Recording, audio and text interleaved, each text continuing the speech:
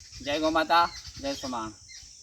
ખેડૂત મિત્રો, મારો પરિચય આપું. ચૌહાણ નરસિંહ ભૂપતસિંહ, મુકામ માથામણા, પોસ્ટ અડાદરા, તાલુકો હાલોલ, જિલ્લો પંચમહાલ.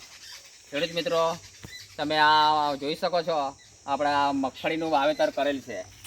મગફળીની જાત છે GG70 છે. હવે એની અંદર આપણે સૌપ્રથમ તો બીજા મુદ્દો પટ આપી અને તૈયાર કરેલ છે. ત્યારબાદ આપણે જ્યારે વાવણી કરવાની થઈ ત્યારે ઘન જીવામૃતનો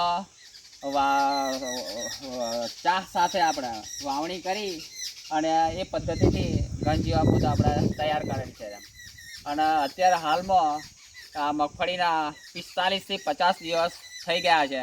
તો તમે જોઈ શકો છો, મગફળી 50 દિવસની અંદર એના સારામાં સારો ગ્રોથ આવી રહ્યો છે. તો દરેક ખેડૂત મિત્રો, તમે આ પદ્ધતિથી કરી શકો તો સારામાં સારો મબલક પાક, સારામાં સારો ઉત્પાદન સારામાં સારી રીતે આપી શકે.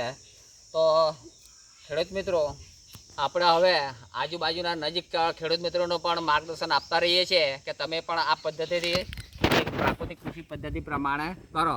તો એ પદ્ધતિથી દરેક ખેડૂત મિત્રો આકર્ષાયા અને એવા તૈયાર પણ થઈ ગયા કે અમે આ પ્રાકૃતિક કૃષિ પદ્ધતિ પ્રમાણે ખેતી હવેથી કરીશું.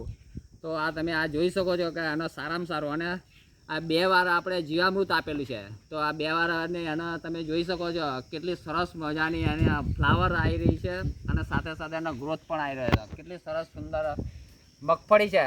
તો ખેડૂત મિત્રો, તમે જોઈ શકો છો કે આ પદ્ધતિ પ્રમાણે આપણે આજુબાજુના ખેડૂત મિત્રોને પણ જણાવીએ કે પ્રાકૃતિક કૃષિ પદ્ધતિથી 1 વીઘું નહીં તો અડધું વીઘું નહીં તો 5 ગુંઠા એમાં સેવાટ આયોજન વાવેતર કરો. એ જ આજના દિને પ્રાર્થના. જય ગૌ માતા, જય સોમા.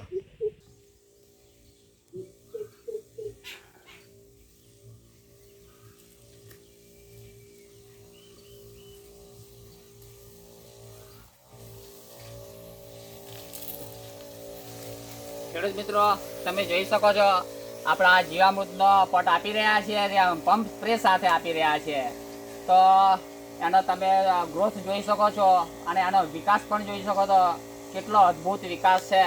તો દરેક ખેડૂત મિત્રો, આપણે ઢાળિયા પીએચ સાથે પણ આપી શકો અને પંપ સ્પ્રે પદ્ધતિ પણ આપી શકો છો.